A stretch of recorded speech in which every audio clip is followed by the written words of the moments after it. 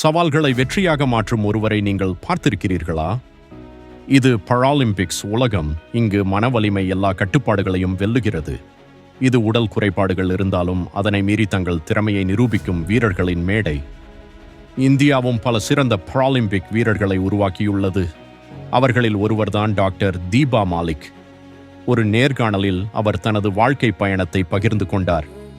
29 வயதில் அவரது வாழ்க்கையில் எதிர்பாராத மாற்றம் ஏற்பட்டது. அவருக்கு முதுகெலும்பில் கட்டியிருப்பது கண்டறியப்பட்டது. அறுவை சிகிச்சைக்கு பிறகு அவர் இடுப்புக்கு கீழே செயலிழந்தார்.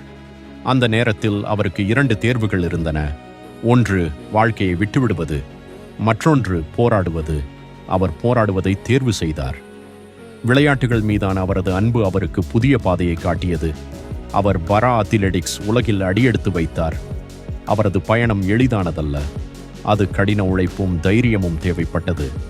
அவரது முக்கிய வெற்றி 2016 ரியோ பாராலிம்பிக்ஸ் போட்டியில் கிடைத்தது. அவர் ஷாட்புட் போட்டியில் வெள்ளி பதக்கம் வென்றார். அது வெறும் பதக்கம் அல்ல, அது ஒரு பெரும் சாதனை. அவர் இந்தியாவின் முதல் பெண் பாராலிம்பிக் பதக்க வீராங்கனை ஆனார். அவருக்கு பல விருதுகளும் பாராட்டுகளும் கிடைத்தன.